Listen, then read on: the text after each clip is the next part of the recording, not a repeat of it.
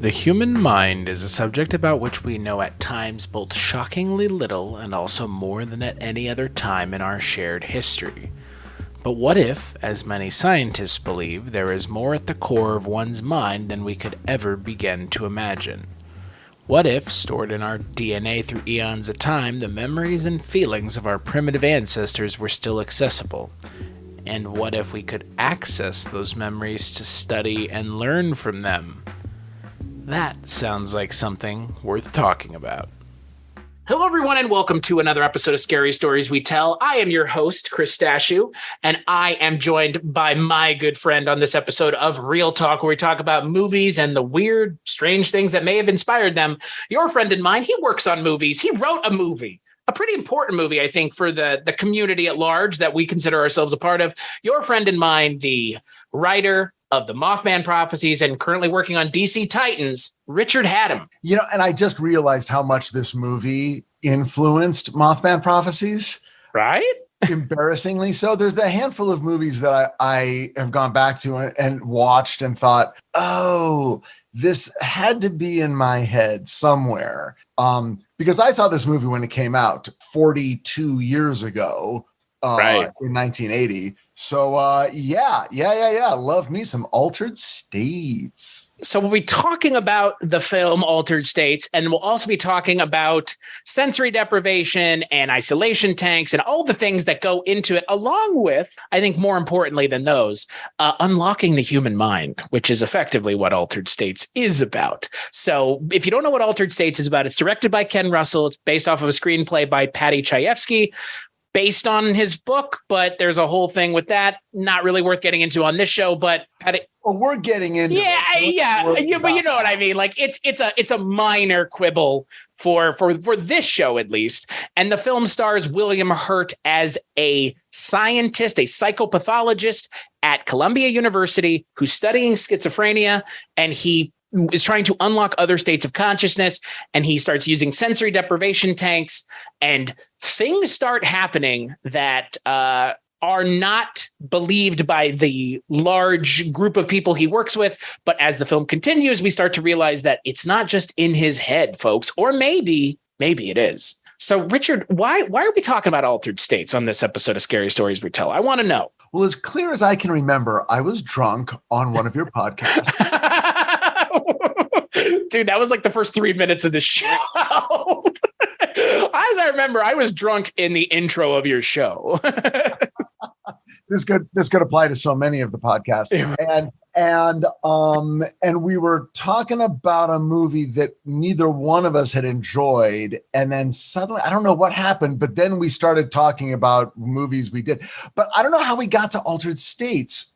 This is a movie that I saw, like I said, when I was, in high school, 1980. So I was probably 14 when I saw this movie for the first time. And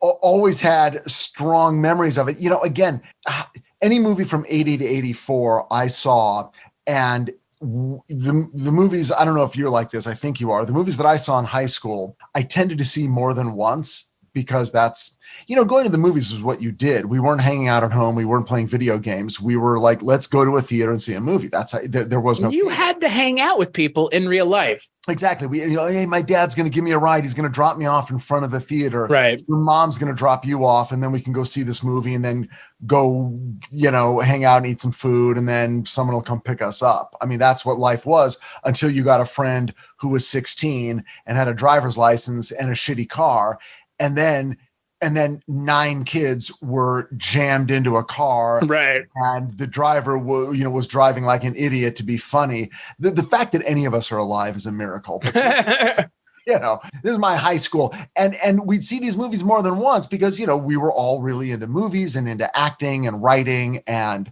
genre stuff. So I know that I saw this movie more than once as a teenager. But it's funny when you then wait 35, 40 years, see it again, and it's like, gosh, I remember so much of this. Like just the feeling, that shot, this thing.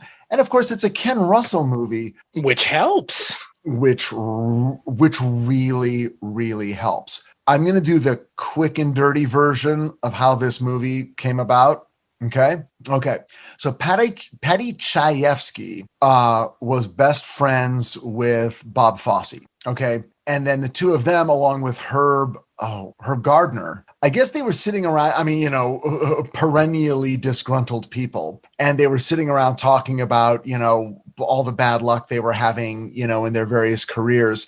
And they were like, what if we all did a movie together somehow? And then they started talking about doing maybe a version of sort of a Frankenstein story. And then they came around to Dr. Jekyll and Mr. Hyde, which anyone who has seen Altered States is probably like, oh yeah, thematically, sure. But what happened was Paddy Chayefsky kind of curved off into a very, very modern take that was based on the work of a physician named John C. Lilly. And John Lilly was sort of a compatriot of Timothy Leary. So experimenting with LSD, ketamine, various psychedelic drugs, LSD, and sensory deprivation tanks. And one of the things that John Lilly was interested in were the origins of human consciousness, but he was also interested in the consciousness of other living mammals. He did a lot. He did a lot of studies with dolphins, and the movie Day of the Dolphin actually was loosely based on some of the research he did, because he believed that there was a consciousness within animals that we could reach if we could somehow get across, the obvious language barrier. Sure, of course. So he was very interested in this stuff, and he was startled to find that when in a sensory deprivation tank, which for those of you who don't know is a sort of a large metal tank that you get inside, but it's not clear. It's completely dark, and you float in a saline solution, and your eyes are covered and your ears are plugged. And the idea is to remove all of your senses. So you're not getting any input from sight, sound, smell, taste, or touch. And what does the brain do when it is deprived of sensory input? And what he discovered was it does a whole lot. It begins turning in on itself, and it begins sort of like looking at itself. And at least his interpretation of what was happening was it begins revealing the source and almost the history of the development of human consciousness. At least that's how he interpreted what he was seeing. And many of these ideas were then absorbed by Paddy Chayefsky and turned into what became. So what happened was Paddy Chayefsky went to Columbia to a producer there and said, look, I've got these 3 pages and I want to do a movie, and it's all about a scientist who is searching for the origins of consciousness using himself as a test subject, and begins to discover that it has a physical effect on him. And the producer's like, that sounds really cool. Why don't you write it up into a novel-length manuscript? Because it sounds like it's going to be hard for me to describe to people. So why don't you do that? Which Paddy Chayefsky did, and then published a novel called Altered States, because he was a writer of some repute at the time. Right. And then in this weird, go around the world to go next door, the studio then buys the book and puts the movie into pre-production. So before we talk any more about the movie, I wanted to ask you, have you ever taken it upon yourself to go and look at a sensory deprivation tank? Have you ever done it? No, I haven't. Have you? No, there's a place in Lincoln that has it, and I've thought about it. Oh my God. I would. Have you wanted to? I guess that's my question. Before we even talk about the movie and kind of if your opinion or thoughts had changed watching the movie about it, is it something that you would go and do, you think? That's an interesting question, because as far as the sensory deprivation tank is concerned, maybe not. I haven't thought of it in those terms. Recently, based on books by Michael Pollan, the book How to Change Your Mind, I have considered possibly experimenting with LSD. Now, I know people who have done LSD. Wait, what? That came out of left field? Whoa.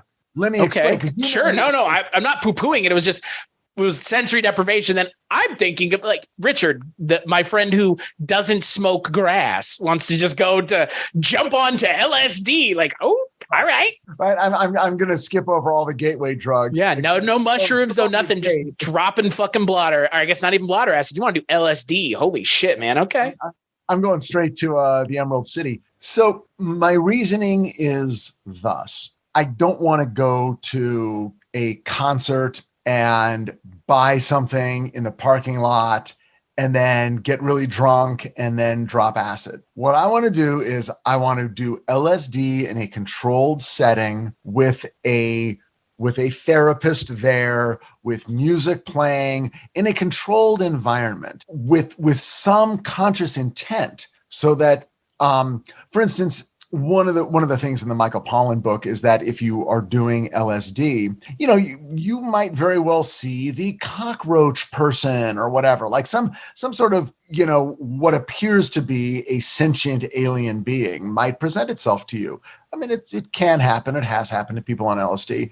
And he says, and that's, in the wrong setting, that can give you what they call a bad trip. But in the right setting, and if you're prepared for it, the technique is you'll feel terror, but then you look at that creature and you communicate with it and you say, thank you for being here. What do you have to teach me? Right. And if you can do that, that creature then transforms and opens a gateway to the next level of that experience. And hopefully if you go deep enough into a positive experience, you can emerge from that with a theoretically deeper understanding of the workings of your own mind, the universe, something. So I am somewhat interested in that. Susan says I'm not allowed to do it until I'm 65. Wait, why? Because if something happens and I go psychotic and my brain breaks, she's like, no, we need 10 more years out of your brain before you're allowed to go and just do whatever you want with it and turn into Reverend Jim from Taxi. What if your mind could only handle it now as opposed to at 65? I don't know. I haven't really heard that. Like, I haven't heard, you better to use it young, or when you get too old, you can't. Like, the experiments I've heard of are with terminal patients. Right. People going through the existential agony of facing their own mortality. And the way Michael Pollan describes it, and we're getting into him without talking about John Lilly, but the way Michael Pollan describes the research he's done is that the drug sort of dissolves a control matrix in our brain that our consciousness develops to filter out information. Right. And so when that sort of protective matrix is dissolved to a certain degree, what comes through is a more direct experience of reality. Right. So rather than imposing something into your brain, his understanding is that actually a filtering mechanism in your brain is taken away and you're able to access something else in a more undiluted way, which is really interesting to me. And many people come out of it with a feeling of connectivity. It's sort of like, I as an individual am not that important to the scheme of things. Rather, we are all connected, kind of like in a near-death experience. We are all connected. The reality is larger than I ever thought it was. I'm not really as afraid now because I'm not struggling with ego death. Right. Of it the way I was before. It's going to be okay. I'm going to be okay. My loved ones are going to be okay. Whatever happens, it's all okay. Which, by the way, that sounds like a wonderful thing if you're facing death, to reach that level of peace. I think it's pretty great. Well, and that's the thing about all of this that kind of, at the top here, like for me, when I think about doing sensory deprivation, because there is a place in Lincoln. I mean, there's a place called Lost in Float where you can go and do it. And, I don't know how much it is. It's not because of the cost. It's more just because of, I genuinely am concerned of what would happen if I went in there. Like, right. Like, is that not the ultimate issue that either one of us have? Is like, I go in there the way I am now. What happens when I come out? Like, I'm not saying I'm going to turn into a literal goddamn caveman, but like what might come out of it might not be far off. I don't know any more than you do until you go and do it. Well, what this movie does, it kind of brilliantly is it mixes two things to sort of let itself off the hook. In other words, like in shows that I've written for network and cable, sometimes a character will be developing a new drug that will do a thing or some sort of chemical compound to achieve a thing. And then we'll go online and look up what that thing is. But the network lawyers are always like, now, wait a second. When this character says, the compound that allows you to blah, blah, blah, to die for 5 minutes and then come back is this, this, and this. They're like, you cannot give the recipe. Right. In our show. You can't do that. So what you've got to do is, it's methyladrenalate and kryptonite. It's like, or you can give 2 or 3 real things and then add in a fake thing, the unobtainium, so that no one is going to do what we said and die. Right. So what Paddy Chayefsky did in his screenplay was, it's like, well, it's not just the sensory deprivation tank. It's not just a drug from a primitive culture that is akin to ayahuasca. Right. With your blood mixed in. With your own blood mixed. Well, and that's the thing. You have to have William Hurt's blood. Oh, it was only William Hurt's blood. Okay. Makes a lot more sense now. Yeah, right. Not Charles Hayde or Bob Balaban. And then you if you take those 2 things, then they get supercharged. Right. And then a magical thing can happen. A literal magic thing. A literal magic thing. Yeah. Yeah. Because in this movie, I mean, again, like, it's a movie. Does it hew close to reality in a lot of terms? Yes. This is, I think, the first time that isolation tanks were used in a film. This is the first time. This is the biggest movie for isolation tanks, right? Like, this put isolation tanks on the map. But yeah, obviously the movie starts to go into the fantastical towards the end. But I do appreciate that the movie holds back on going fantastical until the very end, because it does a very good job of presenting the information that it is talking about in a way that is still hewing close to our, at the time, understanding of what was going on, or in a lot of ways, really, at the time, not so much anymore, but still lack of understanding, and not even lack of inability. Like, some things are just, we can't know. Yeah. Well, William Hurt plays, as close to a literal mad scientist as you're going to see. Right. He is the 70s equivalent of a mad scientist. Right. And you can, I think there's a line to be drawn between this and The Fly. That was what what this is The Fly without all of the gross out gore. Right. Right. It's body horror about a scientist who is reaching, a transcendent goal of understanding, but using himself as the test subject. So that's where these 2 movies meet. Now, when you watch Altered States, I think you can also, I don't know if John Landis saw a cut of Altered States as he was working on American Werewolf in London, but there's a sequence in the middle that is sort of like a sequence in the middle of American Werewolf in London, where a character transforms into a non-human, runs through the city, ends up in a zoo, and wakes up naked. Yeah. Yeah. And he's fighting with the animals at the zoo, and he looks primal. Right. And is sort of, kind of biting into a gazelle's neck, which there's even a shot of that in American Werewolf in London, but there's a big sequence. But anyway, what we're dealing with in this movie is, and anyone who talks about this movie talks about this weird, uneasy marriage between Paddy Chayefsky's extremely cerebral, literal screenplay and Ken Russell's extremely sort of visual, emotional, visceral film, and how these 2 things join up and how successful that marriage is. There is something really fun for me about the scenes of the academics, at the Saturday afternoon party where everyone's drinking white wine and eating brie and getting more and more drunk and more horny, but they seduce each other with long monologues of academic thought regarding their own particular specialties, whether it's, neuroendocrinology or anthropology. In fact, that's how the love story of this movie is mounted. William Hurt meets Blair Brown, and she's a whiz kid in anthropology, and he's the whiz kid of, well, I don't even know what you're calling it. What did you say he was? What do we call a psychopathologist. I mean, he studies the human brain. I mean, he's studying schizophrenia for all intents and purposes, which is why Charles Haid has such a hardline reaction to him in a lot of ways. But don't you find it like weirdly endearing, this mating dance of the intellectual? Like they literally get to a point where they leave the party and he's pontificating, and then he finally turns to her and says, I really want to spend the night with you. It's like there's no middle ground in the seduction. It's just like, I am blathering about my scientific theories and getting myself and you worked up. Right. Can we please just fuck now? And then they do.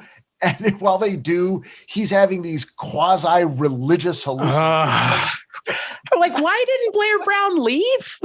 I'd be out of there in a heartbeat. Like William Hurt gyrating on top of me going, Jesus, I'm closer to Jesus. It's like, oh, Bill Hurt, Bill, you're hurting me with your craziness. But it's like, was there a point? I mean, but this is beginning to border on like a Woody Allen movie. Like, is there a point where the New York intellectual, sexual, psycho, he's having they are having sex, and he becomes totally distracted by maybe weirdly unlocked memories of religious imagery that came into his mind in association with his father's long lingering death from cancer. Maybe there's women who love that. Maybe, probably not. But it asks the question, because we see all of these hallucinations very early on in the film. What is your read on that, and how does that apply to real life? Because he is hallucinating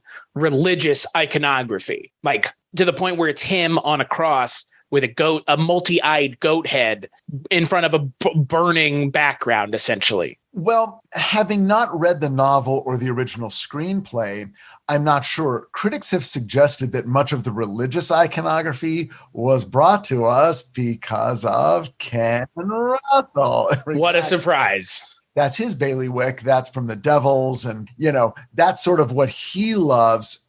Ultimately, it's not a movie about religion or the origins of religion. It textually, it gets back to William Hurt's sort of, chaotic search for the earliest version of man, the earliest, kind of when we emerged from, the protoplasmic muck. At what point along that journey did we become something that could be called man? And is that definition based on a level of consciousness we achieve? So he doesn't want to just rewind into his own life. He wants to find a way to dig into his own brain. I mean, again, it's like, oh, well, we only use 10% of our brains, but the DNA in our brains and the mechanisms within our brains are inherited from the earliest versions of man. So if we dig in our brain, will we find this weird,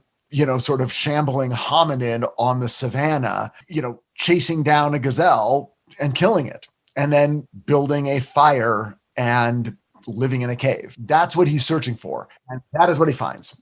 What do you think would actually happen in this scenario? I guess what's your take on all of this in the reality of our world? Well, you know what? I don't know, because I don't know if you knew, you and I would be billionaires. Well, when I say I don't know, I know. I don't know if there's a lot of sensory deprivation tank research being done today. I haven't read the works of John C. Lilly, so I don't know what conclusions he came to. I would be I want to now. Now I want to. Right. All these years and all these viewings of this movie later, it's like, okay, let's read about this guy. So not being super informed about it, look, this movie, because it's a movie, and because at its heart, Richard, because it's a movie, has to make, even Paddy Chayefsky has to make the ephemeral physical. Right. So at a certain point, it can't just be about get in the tank and go on a trip. It's got to be get in the tank, but now the mental actually has a transformative effect on the physical and you become something else, which is a new version, or not new, but modern version of Jekyll and Hyde. I'm going to reveal a part of the human condition that has been buried by society and notions of the civilized man. But if you peel that away, what will emerge? What is that id that will suddenly vomit forth, and what will it be like? So in this movie, the language and the world they're exploring it becomes early man, and then even earlier than that, almost just like the very first cell that had conscious thought. Protoplasmic muck. There you go. For me, I think I sit here and I wonder to go into the depths of your own mind, because I don't know about you, but I struggle with my own internal monologue as it is on a daily basis. I have my own internal thoughts that get in the back of my brain and pull at the strings of my brain in a way that very few other things do. So this is like you're putting yourself into a position where that is the sole intent, is to, like you said, essentially turn your brain in on itself, right? Like removing anything external to focus on. It's scary to me. It's very scary to me. It's genuinely, like, people want to talk about, scary movies and that movie's scary. Like, how is sitting in a tank with nothing to frame of reference or focus on and sitting there for an hour, how is that not more terrifying? Because, like, genuinely, I wouldn't know what would happen unless I went in there. Well, it's the fear of LSD. It's the fear of the unending hallucination, right? That on some level you're aware is a hallucination, but you cannot stop it. So that's what's scary about a sensory deprivation thing. It's like, well, wait a second. So you go in there, like, is there somebody outside? I mean, will they let you out? Will you be able to verbalize your distress if you need help? Maybe not. Right. You don't know. So that's really scary. What's fun about this movie is that, and what reminds me of the Mothman Prophecies, is that it's about a character who's trying to solve an unsolvable mystery. Right. You're not, one guy very likely is not going to be able to unwind the realities and the truth of human consciousness. Right. No, for sure. From themselves through drugs or sensory deprivation tanks or whatever. But they've got this extremely intellectual goal that removes them from the physical world. The character that William Hurt plays, Eddie Jessup, is so intellectual and so scholarly and academic but he's a good-looking guy, but this guy does not, he doesn't travel in our circles. He's always way up here in the ether. He's I don't know if this is a me thing now, but he's also on the spectrum, yes? Oh, for sure. Okay, just making sure. Like, I know it's coded, but I also think that that's interesting to me, that he is investigating these mental kind of conditions, but he also has one unbeknownst to himself, maybe even. Well, there's no mention of it. There's no, he's written that way. It's very obvious. Yeah, but also the way William Hurt is as a performer. Frankly, in a sliding doors universe or a Mandela effect universe, Jeff Goldblum is in this movie and William Hurt's in the other one, The Fly. And you could see it. You could go, I can picture Jeff Goldblum being a guy up his own ass in some sort of scientific theory, because he sort of is in The Fly. He kind of also is in Jurassic Park. Sort of is in Jurassic Park with chaos theory. So not a ton of actors can do this. Like, I don't, in that same way, like William Hurt, Pacino always feels visceral. I think maybe De Niro does too. I don't know about Dustin Hoffman. I'm trying to think of people who are, the big stars, right. led to this movie. But William Hurt, in his first screen role, is perfectly cast as a guy who is an arrogant, insufferable douchebag, because that's what he is. But that's my question: is it that, or is he a guy on the spectrum? And that's just he's unable to. But again, you know what I mean. Like, it's that, or is it he just can't either way? You know what I mean? But it's like I think a lot of people who are on the spectrum drift into the sciences because for some reason, many of them are extremely adept at understanding the principles of science, but also it's a very 1 + 1 = 2 world. Binary in a lot of ways. Yeah, I mean, there's a lot of the rules are established. There's a lot to hold on to. There's not a lot of abstraction that will sort of complicate matters further. Right. But this guy would be insufferable if you knew him in real life.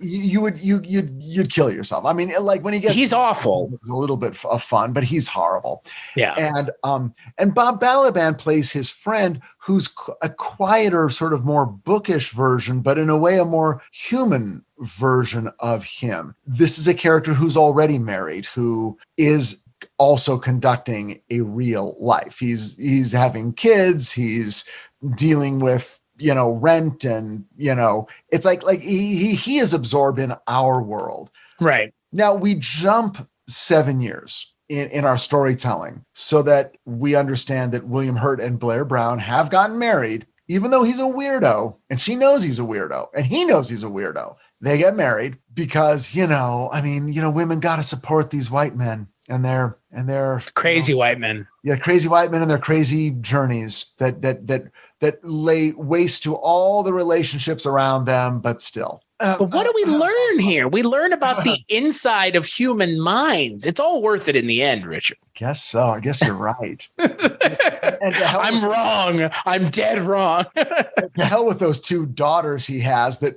have no screen time. One of which is Drew Barrymore. I know, right? She's great. She's just kind of waving at William Hurt. Yeah, it's sort of like, I don't know, who is that? But we jump 7 years and we realize that, of course, they're on the verge of divorce. They've had these 2 kids, but he's still obsessed with this interior journey he's got to make. And now the crazy act isn't so fun because it's sexy and wild and exciting on the streets of New York when you're half drunk and you just met someone. But now you've got 2 kids and you've been married for 7 years and you're both trying to get a career going in academia. And now it's a little bit like, hey, dude, just take out the fucking garbage, Right. No, his head's in the clouds. So he's going to go to Mexico and try to find participate in a ceremony where he will ingest a hallucinogenic drug that is derived from a flower that the legend is it brings you to the first thought. Okay? Right. So it seems to jibe with his general interests. So he's going to go do this. And so we go to Mexico and have a really cool sequence where we're with these native South American I guess tribesmen of the Hinchi tribe. Now, I don't know if this is real or not. I don't think it is. Again, I think you got to make something up because you can't just say, oh yeah, no, a real group of people have this magical herb. Otherwise, everyone now would go there and try to get it. But they do mention a brujo, which is a real term. A brujo is like a witch doctor. Not really, but I mean, again, for us white Caucasian folk, that's what we would call it. Right. So he and a colleague, Echeverria, go to Mexico and are given permission to participate in this ritual firsthand and ingest this drug. Well, Echeverria doesn't want to, but of course, William Hurt's character Jessup does. And that's when they cut his hand and put his blood in it. And now we're getting in. Now it's pure, all bets are off. It's all fantasy. But it's all in that. Now it's Victorian. Now it is very Frankenstein, very, Jekyll and Hyde and all that good stuff. Even Dracula. So blood is now part of the mixture. What will happen? So he takes this and he trips. Goes on a what is it called? A vision quest. I mean, it is. It's a very much a vision quest, right? And he sees. They keep showing this flash on the screen because, warning for anybody who has sensitivity to flashing lights. This movie may not be for you.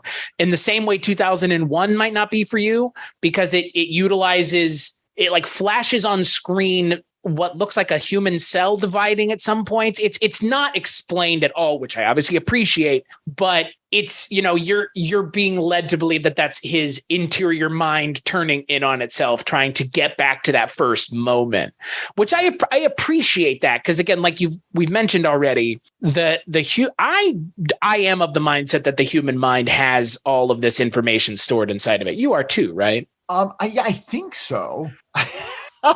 It could, whether it's accessible by our conscious mind, whether we are actually able to access that, I don't know. I've got my questions. I mean, I think that there's something to it. I would hope that there is more to this than just what we perceive physically close to us on a daily basis. I would hope that there is something more, that there is a further way of comprehending and internalizing the universe. Because again, like, it's clear to me within our own minds right now that there are parts, like we were talking before I turned on the recorder, like we have done movies together. I have done episodes of this show that I do not remember. Right. Yeah. But that information is stored in my brain somewhere, because if I think hard enough, I can access that I've done it. Well, that's why, I mean, it's sort of... That's the question, right? Like, on no conscious level was I thinking about Poltergeist or Close Encounters or Altered States when I was writing the Mothman Prophecies. I mean, I can tell you I was not consciously thinking about those movies. I didn't go back and rewatch them for inspiration. But now when I watch those movies, I'm like, oh shit. Yeah, yeah, it's like the Do they know I've seen these movies? Do they know I've seen them? And it's not even plot stuff. It's not like, oh no, I stole that scene, I plagiarized. It's more like the themes of in Close Encounters, the theme of obsession with Devil's Tower. Roy Neary, the character that Richard Dreyfuss plays, is a version of John Klein in the Mothman Prophecies, in that he becomes obsessed with something supernatural and is driven to almost madness to discover. Same kind of thing in Altered States. In Altered States, it's an interior journey. In Mothman, it's trying to connect with something exterior. There's an intelligence out there. There's something out there that I'm going to try to touch. Poltergeist, again, is that sort of mixture. I mean, what I love about Poltergeist is that half the movie is about how terrifying what's happening in that house is. But there's a lot of moments of joy and wonder at what's happening, where it's just like, we're living just in a normal house, in a normal subdivision, and we're experiencing the transcendent in our kitchen. It's like, I'm going to put a little football helmet on my daughter, and she's going to slide across the floor, for reasons I don't understand. Now, what's going on, But people are interacting with the transcendent and the supernatural in other ways than simply terror, right? Which is something I wanted to achieve in Mothman Prophecies too. Not on the page, maybe in the film, maybe a little less. That's okay. That's what was at work inside me. So watching this movie, what we're watching is this guy who's obsessed with an intellectual goal, and how it almost destroys his chance at physical, mundane, everyday happiness. That's very much a part of Mothman Prophecies. It's about the human condition. If I describe Mothman to someone, I describe it as a movie about the human condition, the same way I would classify something like Communion or Siren Call of Hungry Ghosts. Like, it's in that, we've talked about this before. We talked about it on that Siren Call episode, but like those three books specifically, and I'm sure that there are a couple more maybe, but those three for sure kind of jump out as like, it's more about the human at the center of it, experiencing the things and not the things themselves. Exactly. Which for me is more interesting. Like the story of Whitley Strieber, or the story of John Keel, or the story of, remind me of the guy who wrote Joe Fisher, right? Like those stories are not about ghosts or mediums or aliens. It's about the person at the center of it, and how are they internalizing that information, and what does that do to them as a person? And Altered States, I loved this movie. I just want you to know this. Like, this movie was amazing. This movie's amazing. This movie is right up my alley. And I am bummed I had never seen it before. Yeah. Well, because it doesn't get talked about a lot. It's not, I don't know why. As all these others, but people who are my age definitely know this movie. It was not a success. It was not a critical success. It was not a box office success. But the people who saw it remember it, and a lot of movies that were not big successes back in the day had weird cultural impact. People who know, I mean, the obvious one is the music video by a-ha for their song Take On Me. They actually do a little reference to that final scene where William Hurt is slamming his fist back and forth on the walls of the hallway, trying to bring himself back into the moment, back into the recenter himself, get out of his head and get into the physical. I say that every day, man. Yeah. Like that's what I think is one of the more important things about this movie is. And like, it's not about the sensory deprivation. It's actually the counterpoint to it, which is like living in the moment and living for the world, not for living to be part of the world and not stuck in your head all the time.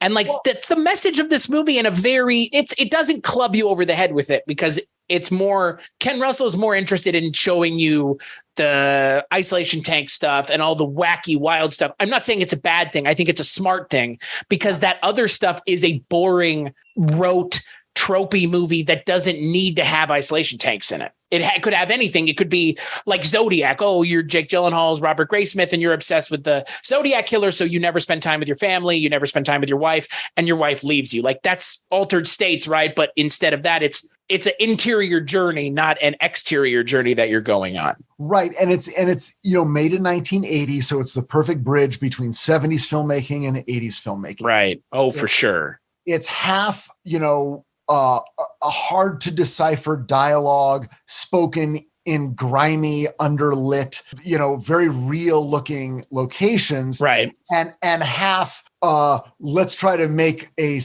cool science fiction-y movie 80s thing. I mean, if you know the 70s and you know the 80s, again, this movie is such a marriage of just like, I'm going to smash two things together. But in a way, it's so perfect because if Paddy Chayefsky is the intellectual, then Ken Russell is the physical. And the movie is about trying to reconcile those two. Right. So the backstage struggle is as fascinating to us as the onstage struggle because it's the same struggle. How do you take these ephemeral notions and make them physical and yet not lose the value of either one? One of the things Ken Russell did was he took, and if you've ever seen a Paddy Chayefsky movie, you know that it's just pages and pages of extremely well-written dialogue, very intellectual, and some movies succeed and some movies don't in terms of getting across the style of his writing.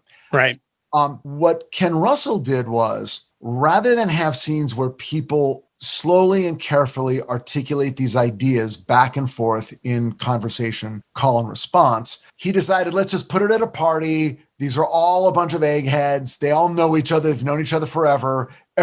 Each one of them knows the other one's bugaboos and sort of, obsessions. They don't have to listen to the words. 1/3 of the way into the sentence, they already know what their buddy's talking about and they're already answering back. And the fact that they're talking at these very high levels of intellectual discourse doesn't matter. They're just shouting at each other while they're drinking and eating. And Paddy Chayefsky hated that. He's like, these are my words. They shouldn't be shouted drunkenly and overlapping. And Ken Russell did it that way. And it's perfect because that is how these people talk. That's how we talk. The only reason we're not talking that way right now is that we know we're recording a podcast, so we can't talk over each other. But otherwise, we'd be smashing into each other word after word after word. Which I had never thought about. Can you imagine what it's going to be like when we meet in person for the first time?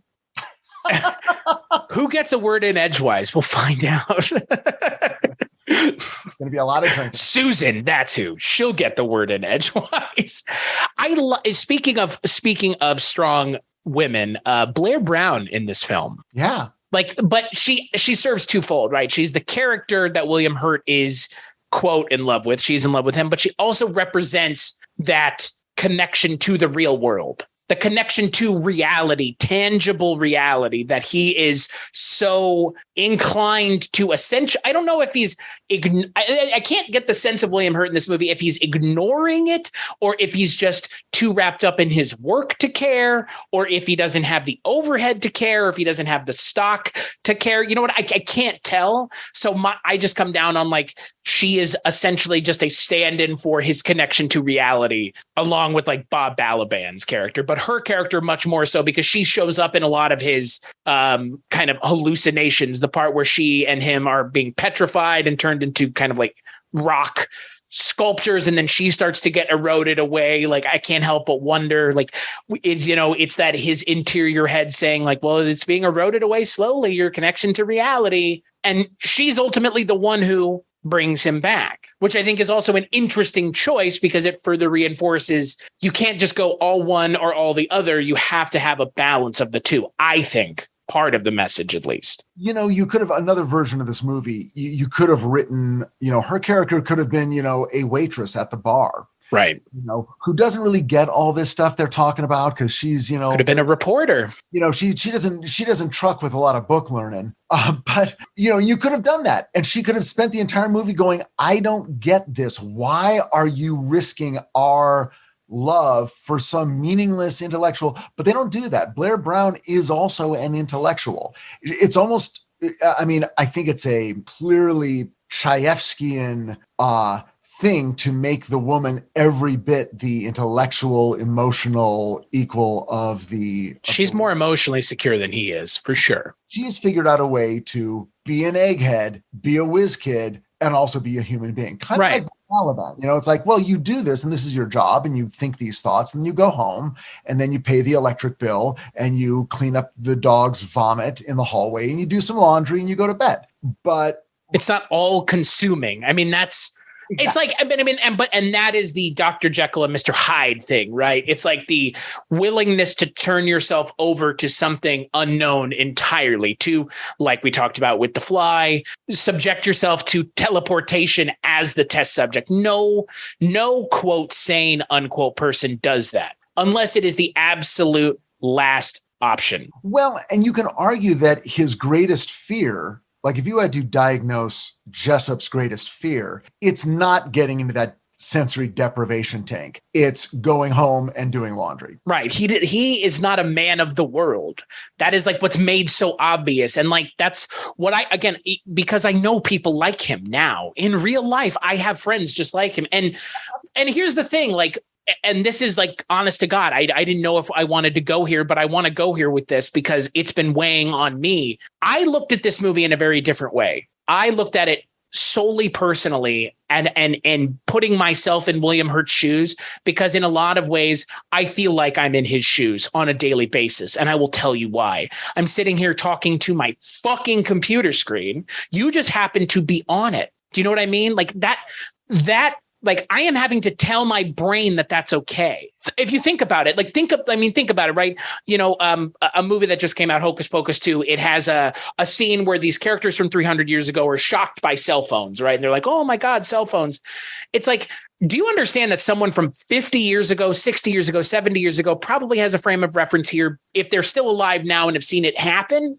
But if you are from 100 years ago and you were dropped into our time right now, your head would explode. It would be the equivalent of going into a sensory deprivation tank because it would be sensory overload. If you're from, say, the 1900s or earlier, you've never seen vehicles, you've never seen airplanes, you've never seen a lot of the things that we have just sitting here in front of us. And how would that be any different than depriving yourself of everything and looking inwardly if you're being outwardly overstimulated? It's doing a similar thing to your brain. It's causing your brain to run in circles, right? Well, so then going back to your original point, what's scarier? Is it encountering something in the physical world that is unfamiliar, or encountering something in your own mind that is unfamiliar? And the blurring of the line between the two is the real question. Yeah. And there's something very scary about that thought, that it's like, we're in control of our minds, right? Right. And then right. This, and it's like, well, how many times do you say right before you don't believe yourself? Right. Right.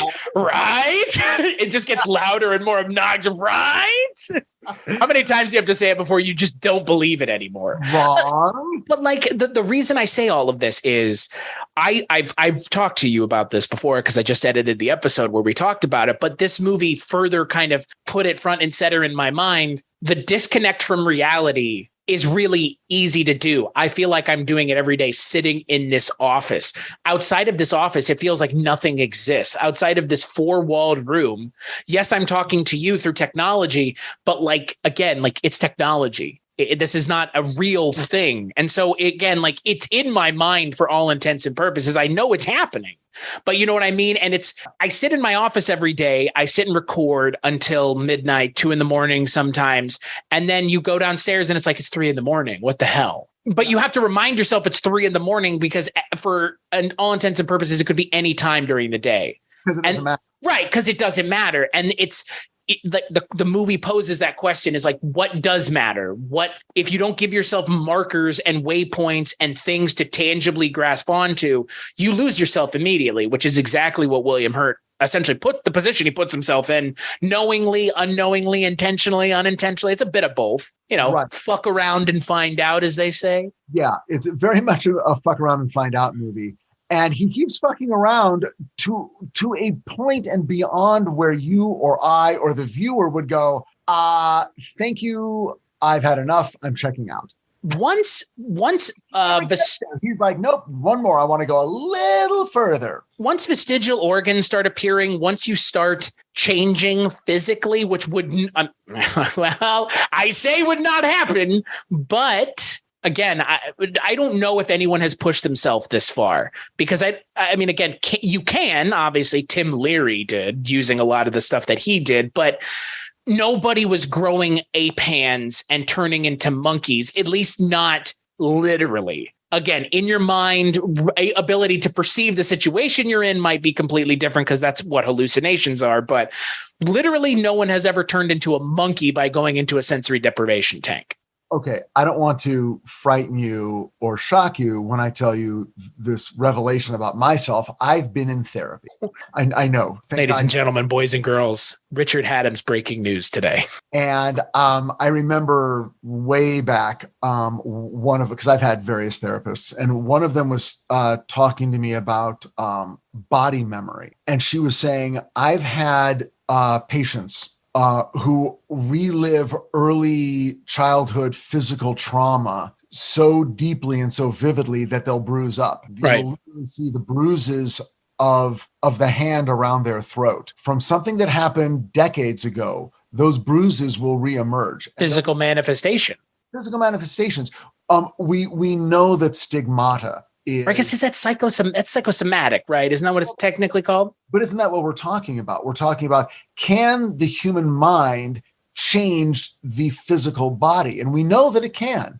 Stigmata, we know, can be brought about by psychological states. When people go into religious mania, they can spontaneously begin to bleed from the 5 wounds, right, of Christ's crucifixion. So yeah, your brain, I mean, now for us, it happens every day. You get nervous, you break out in a sweat, or you think about something that might only be scary to you and not me. So we're both thinking about snakes or spiders or heights. And one of us is getting dizzy and nauseous and sweaty, and the other one isn't, because the thought of something is creating a physical response. And then you take it deeper and deeper and deeper. And then a person remembering trauma has bruises appear, stigmata, or now we go to altered states where a person goes so deep into their own mind that they experience something that, in this movie, the supposition is it changes his physical body. I love the scene where they take the x-rays from John Larroquette. This footage is based off of a case. That's all I think of. It's just Texas Chainsaw Massacre.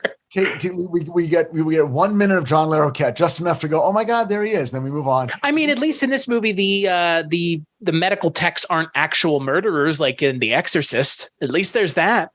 But I love when they take that one x-ray to that actor, and I forget his name. He's the guy from Tootsie, who plays the old doctor in the soap opera. And he looks at the x-ray and Charles Hayde says, so is there, you notice anything?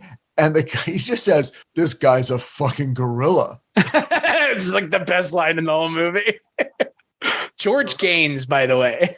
Oh, thank you. Yeah. Great. Yeah, it's what a great line delivery. He has one line in the movie and he fucking nails it. And it's the best line in the whole movie. The guy's a fucking gorilla. Where do you, so another kind of a side tangent here, talking about your physical body and your mental capacity to change your physical form. I mean, something like Nightmare on Elm Street talks about that as well, right? I mean, again, it's within you. I mean, take there actually being Freddy Krueger out of it. It's your own brain, your own mind can kill you is what the movie's essentially saying. I mean, right. And then you take that into another direction, like what the F do we know, which is effectively where a lot of the power of positive thinking, positively charging the ions and the neutrons. And do you know what I'm talking? Have you seen that movie? Yeah, it's what positively charging. I think the whole supposition in that movie is they're charging the water because water can be charged positively and negatively, and we're made up of water, that therefore our ability to be positive can affect us directly, which is the power of positive thinking. Or if you're Emma, who one of the hosts of this show talks about manifestations, and that's that same thing, right? And manifestations are more mental internalizing, physical externalization, I guess, which is similar to altered states. Well, one version of manifesting is, if you want to, be a successful writer, imagine selling a script and then you will sell a script. Well, okay, so that's a thing that, maybe you believe in, maybe you don't, but that requires that exterior reality plays along to a great degree. Yeah, there are people who say, your body is undergoing the physical signs of stress. It's your heart, your lungs, various, your endocrine system is unhealthy. You have a very stressful job. You're a air traffic controller and it's killing you because it's so stressful. So the prescription is do yoga, maybe exercise, and see if you can start rolling back some of those effects of stress. All right, we've all heard that. That makes a certain amount of sense. But here's what you don't get, and this is what's so sad, is that it's the bad stuff that seems to really affect the body. Right. It's stress, depression, dementia, psychosis can have overt and it seems like more demonstrable effects on the human body. There's not a lot of people going through the mania of emotional bliss so regularly and so consistently that their body just transforms. You never hear that. Stigmata, sure. Trauma, we've all heard that. But it doesn't go the other way because people just don't, people aren't consumed by bliss and ecstasy in the way they're consumed by depression. Only through chemicals can we get those feelings, and then just for a while. And then there's always a price. If you take ecstasy, you're having a great time for 8 hours and then a fucked up next 24. Fun. It depends on how much you want to enjoy the next 8 hours. Right. Worth paying the piper. And for me, it always feels like that's the more important human equation to unlock, is a way to figure out how to access that, the positive aspects of things and amplify that positive emotional energy. Because like you've said, like the amplification of negative positive energy, that fucking makes any sense. Negative energy, like you said, it's rampant. Yeah. Myself, yourself, probably 3/4 of everybody. Like it's a daily struggle. It is. And I can't even pretend like it's not, because then I would be lying. And that's the thing. I mean, again, that's what this movie is tapping into. It's asking you whether or not you as a human being are willing to turn the mirror on yourself and look at yourself and ask yourself, am I comfortable enough in the world outside to turn the mirror back on myself and be able to look at myself interiorly? And I don't think I would put myself in one of these positions willingly, because it's a mental comfortability thing. How comfortable am I mentally with my own mind that I can be put through these Play-Doh-like processes? When you draw that journey and that goal in particular terms, and you sort of have to. It's like it is in Mothman and in this movie and in Close Encounters. It's like, well, how much are you willing to sacrifice of your current life to reach transcendence, and try to grasp the ephemeral in your hand for one moment of insight. Right. That's what it is. I mean, like, you go into that sensory deprivation tank hoping. Let me ask you, if you go and do sensory deprivation, would you be disappointed if you didn't have some sort of, not like transformative to the state that this movie goes, but like, would you be disappointed if you went, sat for an hour and came out and were like, man, I'm more relaxed, but like, I would assume it was my fault. So well, that's because you and I are in the same cloth of blaming ourselves. It's all me. But there's also that argument of, well, maybe if I do 2 hours. Right. Maybe if I do it every week for the next year, am I not doing it enough? It's like, that's people who meditate are there are people who've done it for years and have said, I've never reached, nirvana. I've never had that sort of that ecstatic moment that people speak of a moment of clear understanding where it all just drops away. But then some people do. And yeah. I had been doing it for 18 months. And then one day I didn't want to do it and I was kind of tired and I had a bad day at work and I thought, fuck it, I'll just do it before dinner. And 5 minutes later, zowie, I got struck by the, lightning bolt of the other, and my life changed. And then you're like, wait, what? So it's like a psychic slot machine, one more quarter and you'll hit the jackpot. You think that's what it is? That's how it feels. That's the way you would understand it, because that's what he's doing. That's what Jessup's doing is, if I just go a little further, take it one more step, and everyone else is like, you've gone far enough. Come on. And he's like, no, I think there's still something left to figure out. Now, what they do at the very end of the movie. So first he has hallucinations. Then in what I feel is the best sequence of the film, he actually turns into early man. Yep.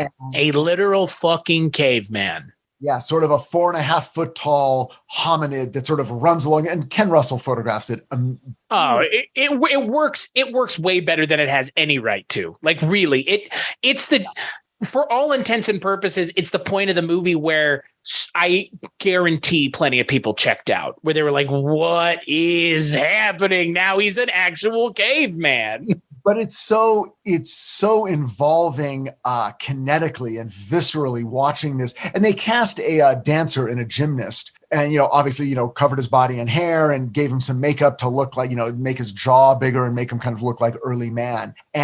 But he's just sort of like, running, and when he emerges from the sensory deprivation tank and is running through the basement of the school and climbing up on the pipes, down in the boiler room. It's like their, balance beam and the crossbars, and he's running around because he's like an ape. So he's very agile. Right. And now he's in the street, and now he's running from a pack of wild dogs, and he's up on the side of a building and on a fire escape and jumping on a car and fighting the dog. And it's like, whoa, we're watching like a scene from Quest for Fire, except it's 1980s Boston, in the middle of the night. And then he goes to the zoo and he's among the animals, and then he sees his prey, the flock of gazelle or whatever, the mountain goat or whatever it is. He ultimately then throws a rock at one and injures it enough to then go and kill it and eat it. And then the next morning, someone discovers him there, just having transformed back. Now he's just a naked guy next to a dead antelope. And what do you do? So he gets arrested,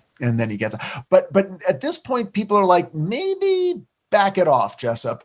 Just take a sabbatical for a while. And he's like, oh, are you kidding? That's the best. And he says, he's like, I have never felt, it was a moment of supreme satisfaction. I was early man. I was concerned with nothing other than survival, getting through the night, eating, breathing, drinking water, sleeping. That's all I cared about. And none of the workaday concerns of modern man. And it was transcendent. And I want more of that. Now we're getting into the werewolf myth. And it's great. It's just like, yeah, there's something kind of hot about just being the animal. Well, and that's the question that I have, is utilizing that as a metaphor for like letting the worries and the stress of daily life drop away, right? Because again, that's kind of what he's hinting at, right? He's like, I don't have to worry about anything the way that you do when I'm like that. But it's the question of what happens when you push that too far. Right? Because like we said, like he doesn't know when to stop himself. He doesn't know too much of a good thing, quote unquote good thing, it can be a bad thing. And in this case, codification, yeah. At a certain point, he's got to show up to his two daughters and go to back to school night and pack them a lunch and, get the car repaired. So he does that. Blair Brown comes back into his life and begins to sort of believe that he's on to something. And it scares her. What we learn is that when he goes back for that final turn in the sensory deprivation tank, now he goes back even further into the origin of man, and we get this kind of phantasmagorical journey through inner space where it's shockingly effective with the John Carigliano score and the soundscape. It is fairly effective in tripping you out, where you're just watching cells divide and weird little lava exploding. The primordial ooze. The primordial ooze. He goes into the primordial ooze. She tries to save him. She does save him. She manages to pull him out, and they get him back to the apartment. And now we're into the final moments of the movie where he finally articulates everything we've been talking about. He finally says the real terror is being in the moment. Or rather, he says the real terror is in those blank moments when I'm going through those weird psychological changes. But the truth of human existence is right now. Right. The everyday moment. So I've actually been looking in the wrong place, but now I've discovered, there's no place like home, basically. Yeah. There's no place like reality. Right. It's like, this is what I was looking for all along. There really is sort of blank nothingness. The further you go back, you're just gonna, you'll just end up. What is there? There is nothing. You look into the abyss. Again, we're going into Mothman territory. You can only go on that journey so far, and it leads to a kind of self-destruction, or certainly a divorce from normal life. And because the job of the modern writer, for the most part, and for most writers, is to ultimately advocate for the joy that is found in the moment and in the common experience of all man, all of these stories have to turn back, Now it's weird. Some do, some don't. Close Encounters doesn't. Roy Neary goes the final step. He gets on the UFO and he goes, goodbye. Which I appreciate. I mean, I appreciate that.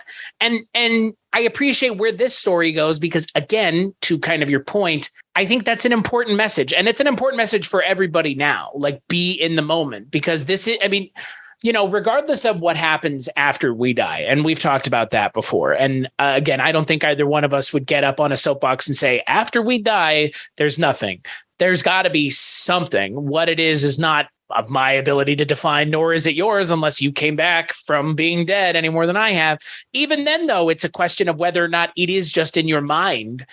And or is something physically happening? We know what physically happens to you, but what happens to you mentally when you die has always been the question. It's not really what happens to you physically, because your soul, when people say what happens to your soul when you die, it's more about what happens to your consciousness. What happens to this when you die, not this, but the brain inside of your head, the consciousness within your brain, because consciousness is just a creation of the brain to begin with.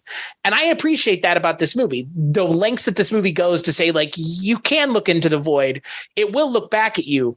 And sometimes you're lucky enough to pull yourself out, but you can't do it on your own, even clearly. But it depends on what thesis you're pimping. Okay. So, right. Well, of course. Roy Neary in Close Encounters took the ultimate step and left us. Okay. John Klein in the Mothman Prophecies, much like Eddie Jessup in Altered States, goes pretty far to a point of close to self-destruction, but manages to come back around. Now, the coming back around is illustrated but with a device. I use the device. Paddy Chayefsky uses the device of a romantic relationship, which is something many people watching the movie have experienced.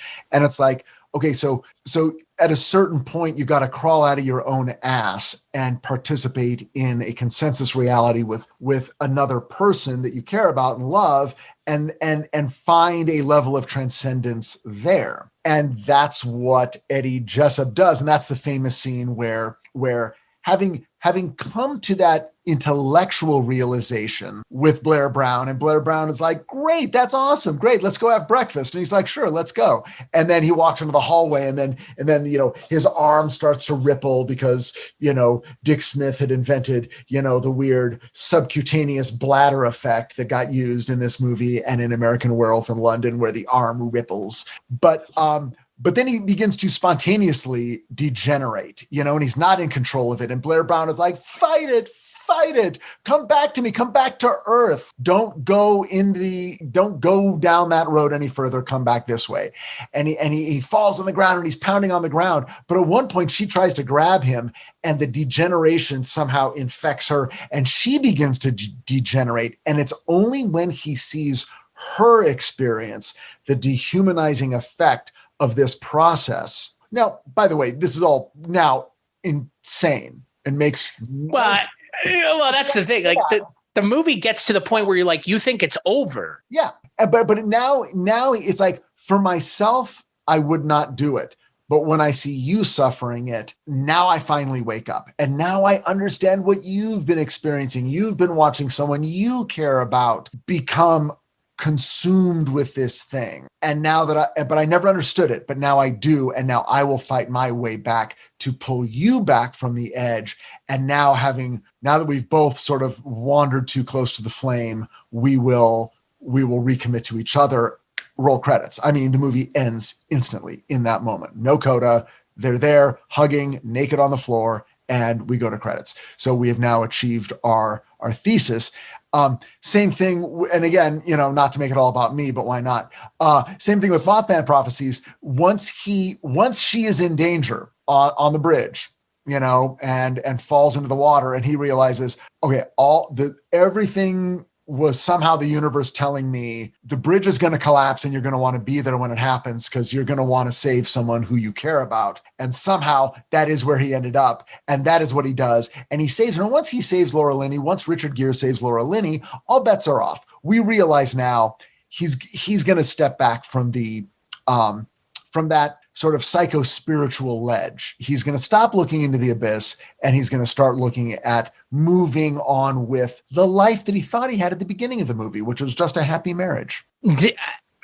I don't believe it, though. Don't believe what? I feel like he would get to the end of that and just go like, I gotta go further. If you look, okay, so now take another movie, or really any movie about a tortured artist. The danger of science. Well, no, but I mean, like, fucking all that jazz. I mean, look, now you just do a movie about a guy who sew up his own ass about his own art. And there have been movies made about Picasso and, Van Gogh and other self-destructive artists. Yeah. And the women who love them. I mean, again, Zodiac is very much in that same case. It's not really about the crimes. It's about how do you become so obsessed with it that you lose your ability to connect with reality in a substantive way, or even be there for the people in your life in a substantive way. Right. And then you look at movies about musicians who are also drug addicts. But music and drugs are so intertwined that it's like, how far down the musical genius road can he go before the dark muse of drugs claims him and leaves behind the woman? Unfortunately, these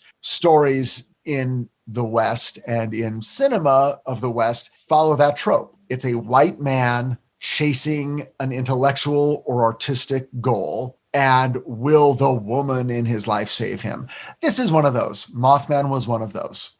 So I will admit it. But they're all the same theme. It's like how far down an intellectual, creative, spiritual, chemical road will a person go before, or can they manage to pull themselves back into normal everyday life with a love relationship? And do they want to? I'm sure there's movies out there where someone just says, you know what, actually, as it turns out, I don't want that. Close Encounters of the Third Kind. Yeah, exactly. He's like, later, I'm out of here. Like, I don't need my family no more. I mean, The Fly, the decision's made for him. It was not painted in Close Encounters. It was not painted as a tragedy or some hideous result of human folly. It was transcendent. Right. And in The Fly, it is. It is. I mean, not a lot of movies do that. It's like you watch the movie and you're like, fuck, he leaves. I keep forgetting that part. He doesn't just fall in love with the woman, Melinda Dillon, the other woman in the movie who shares his obsession. He's like, see ya, bitch. And he gets on a UFO and she's like, yeah, I'm actually going to go home to the kid. Have fun on your spaceship. Bye, honey. But at the same time, I can't help but wonder if that wouldn't be me. Maybe. Would it be you? No? I've proven in my life that I am far more interested in enjoying the here and now and the joys of families and relationships than I am in the transcendent goals of a TV writer to have the show that changes everyone's life. But then I look back and realize I was never at home, and the cat's in the cradle and the silver spoon. Little boy blue and Richard on the moon. The songs of the Hatem household, brought to you by Timeline. God. But I mean, again, like that's ultimately what this movie's struggle is, right? It's that struggle, but on a kind of a different direction. But it is the question of what does it mean to truly be in the moment or be here? And to be human, do you have to embrace that? Or are there other things that one can embrace to embrace their humanity? Right. Can douchey academics be brought down to earth? And in this case, they can. When it's William Hurt having sex with Blair Brown, the being physically in the moment is not a bad thing. No. And William Hurt's great. I know I dragged him on the Culture Cast the last couple times I've seen him in movies, but he's really good in this movie. Yeah. There's not a lot of performances of his where I'm like, oh, that was a bad performance. He's just a particular, He's disinterested. He plays disinterested really well. And aloof and detached. Yeah, he is a particular flavor on the shelf that you have to know. He has to be deployed correctly in the right. I agree. He's not one of my favorite actors. I mean, I think he passed away last year, something like that. Very recently, which obviously unfortunate because I believe I think he had cancer. But I've never been a huge fan of his.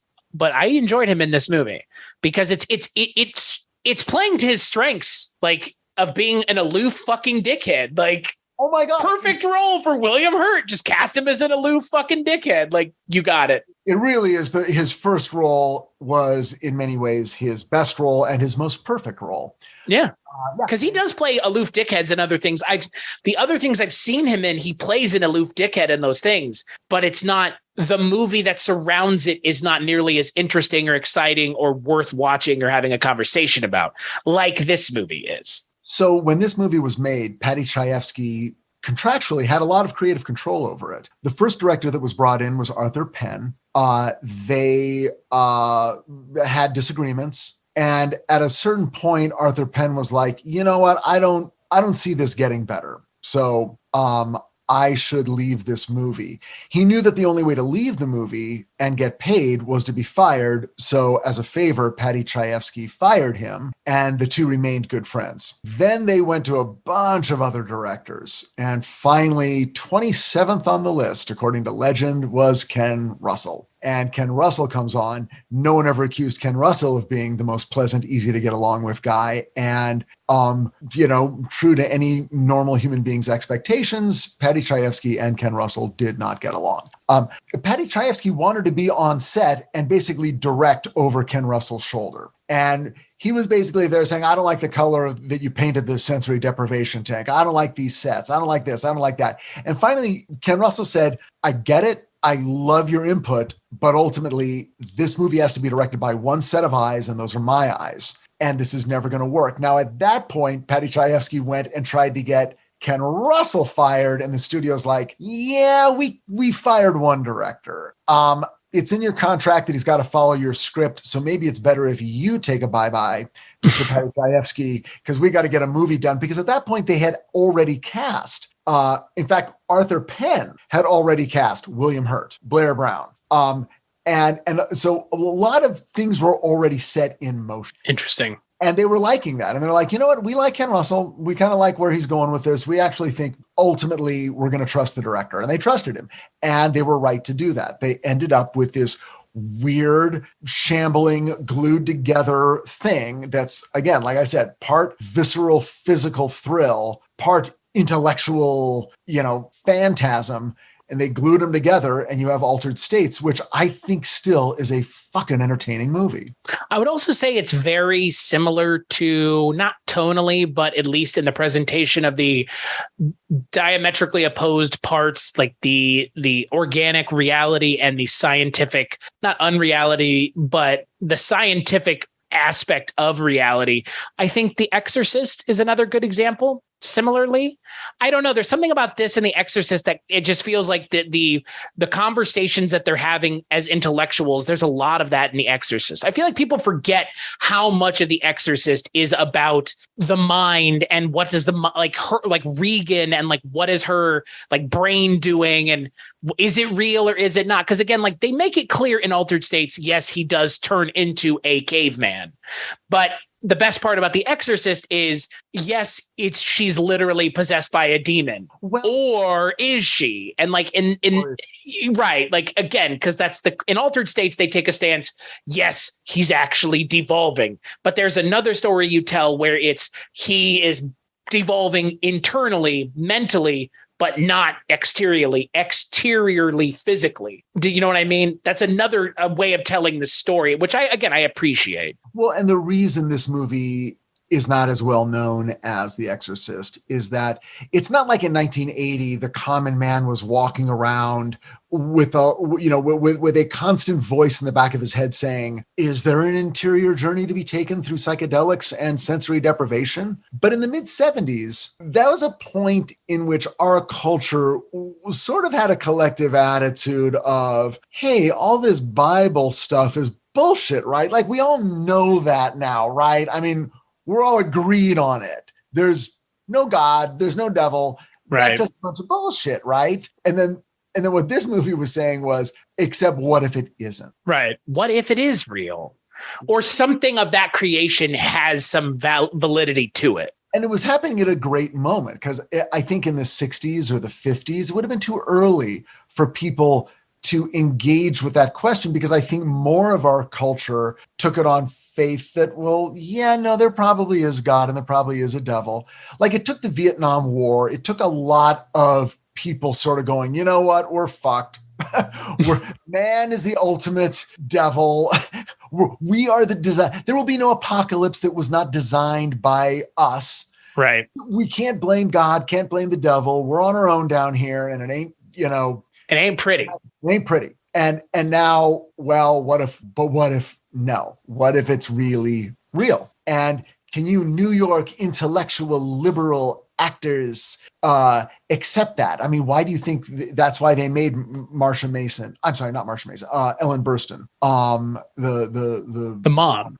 Yeah, the star of The Exorcist. That's why they made her an actress. It's let's make her the furthest extreme. She's part of the Hollywood elite. She's a liberal with all of her liberal, artistic, douchey, brazen, godless, heathen Hollywood friends. Bird Dennings. Yeah.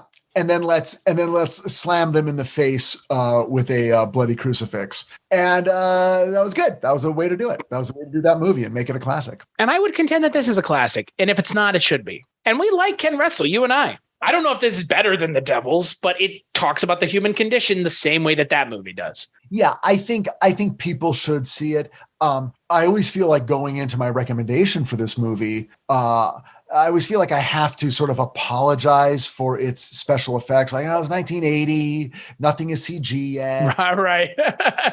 It's goofy with the visual. I'm high and I'm looking at a field of poppies, which they do at one point. But you know what? I don't think that's what needs to get apologized for in this movie.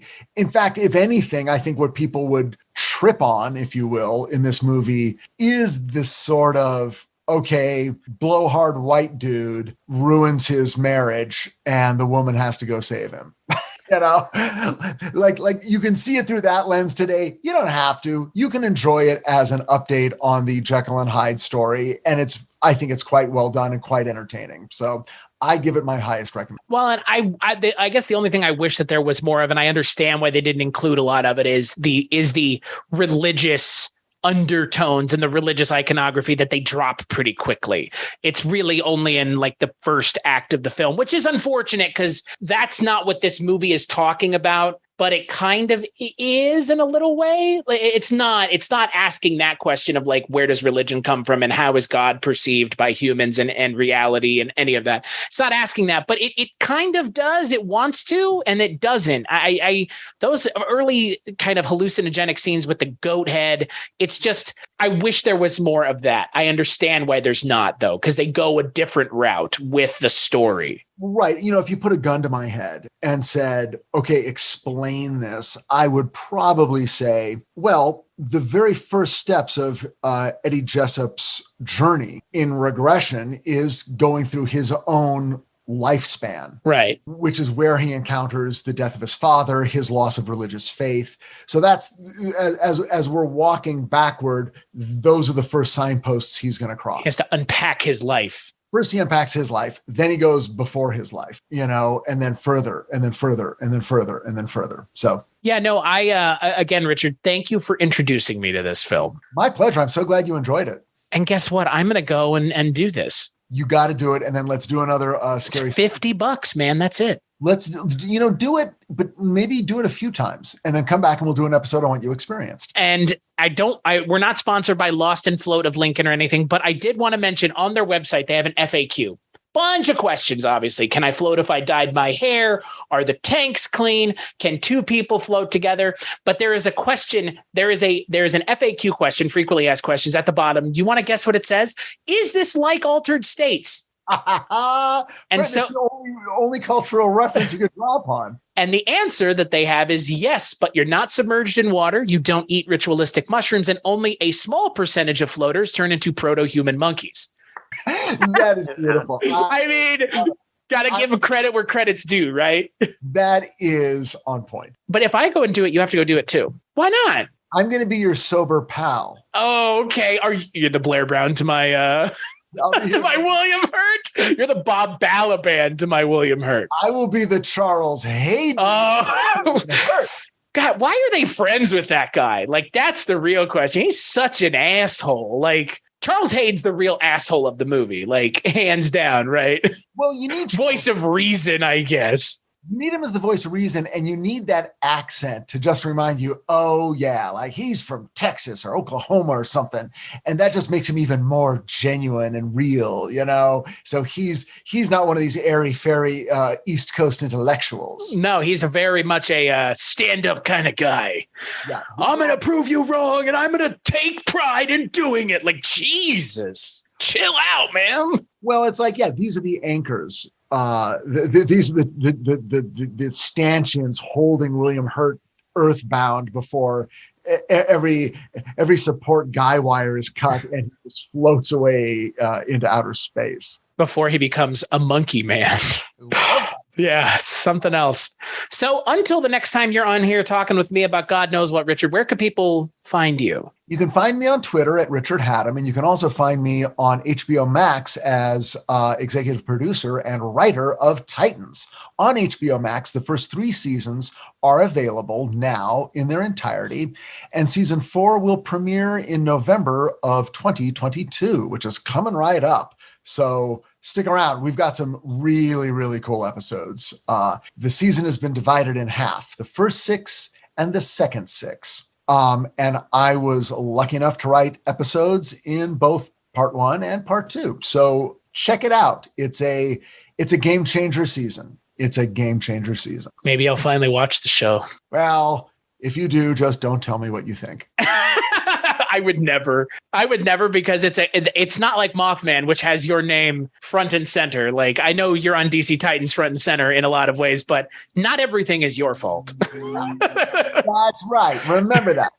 Not everything is your fault. Only the stuff you like. Right. Then I'll take full credit for that. As for me, weirdingwaymedia.com, that's the podcast network that we have 19 shows and counting. One of those shows is a little show called 80s TV Ladies that a certain someone's wife, namely my guest right now, Richard Hatem's wife, she and her co-host Sharon put that show together every other week. And they talk to all kinds of women who led shows, directed shows, were on shows in the 80s. And it's amazing. And you should check it out because you know what? You don't listen to white guys talk anymore. You don't need to do that, even if one of us is gay. So but you're not going to tell them which one. Yeah. That if they had video, they would know. If they had video, they would know which one.